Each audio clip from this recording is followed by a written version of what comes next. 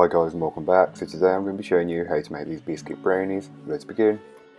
To get started on the recipe, you'll want to grab yourself a large mixing bowl, and into that bowl place your melted butter and your cocoa powder, and then whisk the two together until they are fully combined. The mixture should be smooth and glossy once they are fully combined. Then you can go ahead and add in all of your granulated sugar and just whisk that in until it's fully combined.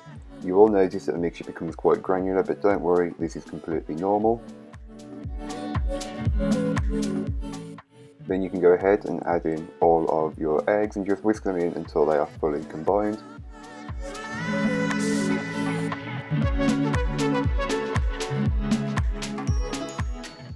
Now add in your flour. Feel free to pass it through a sieve if your flour is particularly lumpy.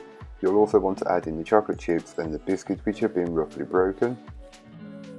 You can then take a spatula and just fold everything into the brownie batter until everything is fully incorporated.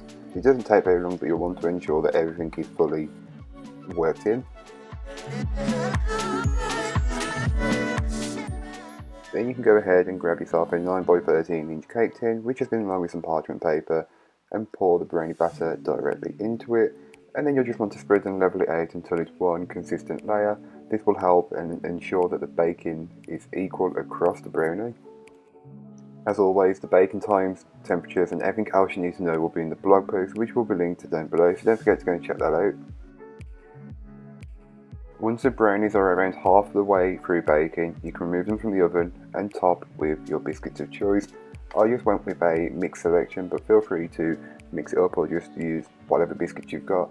Broken biscuits will also work very well for this.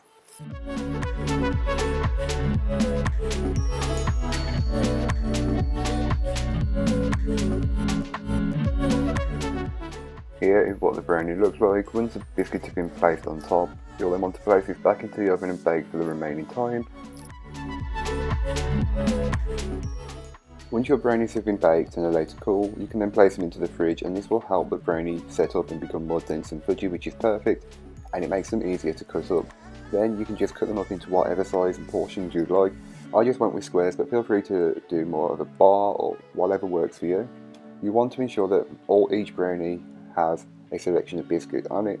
Again, this is completely optional, but that's how I wanted it to be.